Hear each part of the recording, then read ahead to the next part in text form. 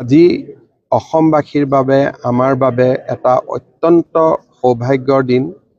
যথেষ্ট মই আৱেগিকো হৈ পৰিছোঁ। আমি সকলোৱে জানো মহাপুৰুষ শ্ৰীমন্ত শংকৰদেৱৰ তত্বাৱধানত মথুৰা দাস বুঢ়া আতা আৰু সকলো সেই সময়ৰ তেখেতৰ শিষ্যসকলে লগ লাগি বৃন্দাবনী বস্ত্ৰখন প্ৰস্তুত কৰিছিলে। কালক্ৰমত ভূটানৰ পৰা টিবেটৰ পৰা ই আহি লণ্ডন মিউজিয়াম পায়। কোনোবা যদি লণ্ডন মিউজিয়ামত আহি তাক দেখিছে বেলেগ কথা, কিন্তু কোনো অসমীয়াই আজিলৈকে তাক নিজ চকুৰে দেখিবলৈ সৌভাগ্যৱান হোৱা নাছিল। আজি আমি এখন ঐতিহাসিক চুক্তি চহী কৰিলোঁ, যাৰ জৰিয়তে ব্ৰিটিছ মিউজিয়ামে বিচৰা ধৰণে এটা সুন্দৰ মিউজিয়াম অসমত JSW ফাউণ্ডেশ্যনে গঢ়ি তুলিব। JSW ফাউণ্ডেশ্যন জিন্দাল গ্ৰুপৰ তেখেতসকলৰ মাতৃ সাবিত্ৰী জিন্দাল অসমৰ তিনিচুকীয়াৰ ছোৱালী আছিলে। তেওঁলোকে এটা সুন্দৰ মিউজিয়াম বনাব গুৱাহাটীত।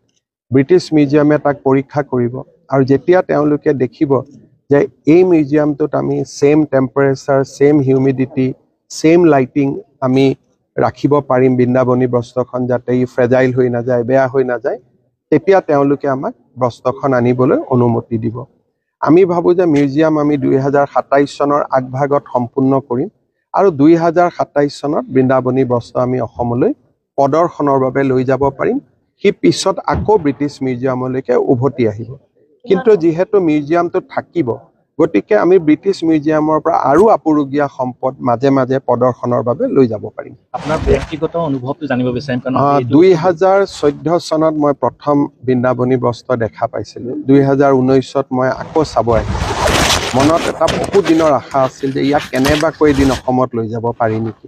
আজি সেই আশাটো পূৰণ হোৱাৰ পথত এটা প্ৰাপ্তিৰ অনুভৱ, অত্যন্ত গৰ্বিত অনুভৱ কৰিছোঁ। আৱেগো আহিছে মনত।